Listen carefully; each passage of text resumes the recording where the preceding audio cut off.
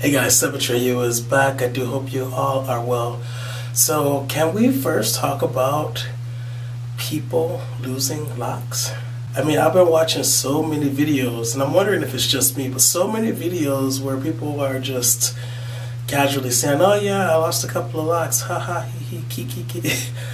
Since when did losing locks become commonplace? Like, I'm 3 years and 3 months into the game, and I have been fortunate enough to not lose any locks yet. But it seems like it's becoming more popular. And popular not in a good way. More common, I guess is a better way of putting it. So in today's video, I'm going to be talking about how to stop losing locks on your lock journey. Let's get to it. Sebbies is here. Welcome to my channel. Set a trade you, set a trade you. Set a trade you, set a trade you. Set a trade you, set a trade you. Set a trade you, set a trade you. Any locker who is anybody will immediately tell you that, oh, if you're losing your locks and you have manicure locks, then clearly you're just retwisting too frequently, or you're interlocking too frequently, or you're doing the crochet method too frequently. Whatever technique basically you utilize, you're doing it too frequently. And while that is true, in a lot of cases, it does not cover all cases. It's not a comprehensive explanation for why people lose locks. So that's what the majority of lockers will tell you. You need to, what are the common things people say? You need to let your scalp breathe, or you need to give your locks a break. Let that new growth happen.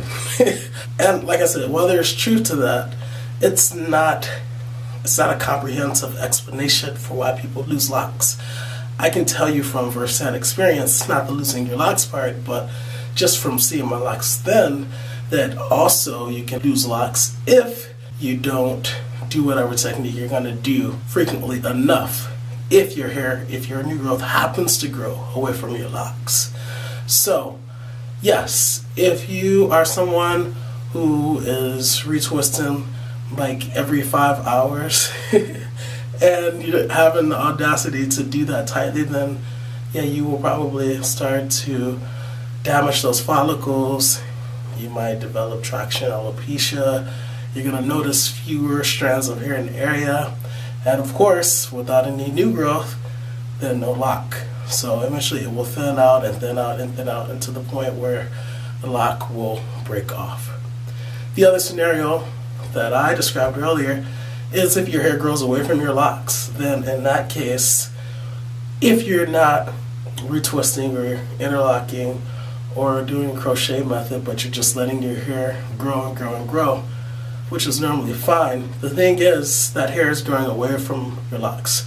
So your locks start to thin out, and if it gets too bad, then your locks will also break off. The difference in the two scenarios is that with the former, when you're doing too much, as Johnny says, doing the most, you'll notice fewer hairs at the scalp.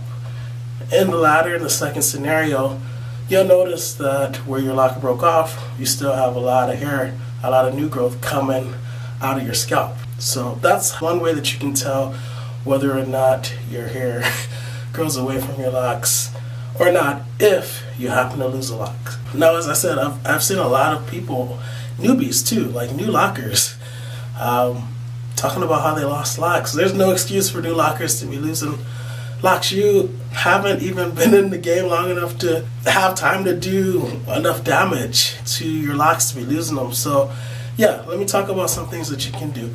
First of all, especially earlier on in my journey, I would constantly be examining my locks. Yeah, a lot of the time it was for lint, but when I was looking for lint, I was also noticing the girth of each lock.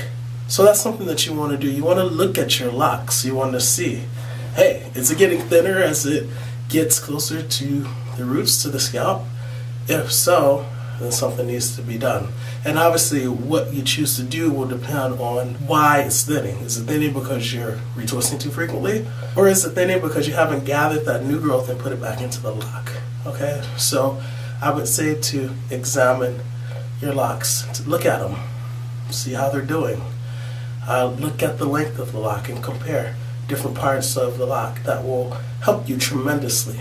Also, your locks could be breaking off because they're dry. Make sure that you are moisturizing your scalp, okay, with oils and stuff. You guys know that I'm not really about products. I retwist with water, there may be a few drops of an essential oil of my choosing, but that's pretty much it, okay? I do mist my hair occasionally. Right now I think I haven't done it in almost a month, maybe actually a little bit longer, but half rose water, half vitamin E oil mixture that Yanni told us all about, so if my locks are feeling crunchy or almost crunchy, I will mist it with that. That's something you can put directly on your locks. And you should be good to go, okay? So I don't want to see any more videos from you guys, especially the newbies, where you're like, oh yeah, I lost a couple of locks. Not on my watch, okay? Not on my watch. I don't want any of my Sebbies to be losing locks. There's just no excuse. Pay attention to your locks and make sure that you are moisturizing them, and definitely, putting those oils on your scalp if you happen to be someone who gets dry scalp often, okay? That is it for this video. If you have any questions, you know where to go downstairs to the comment section. Leave them there. And as always, please learn to love unconditionally, because loving with conditions conditions the heart, not really love at all. Sebbies is out.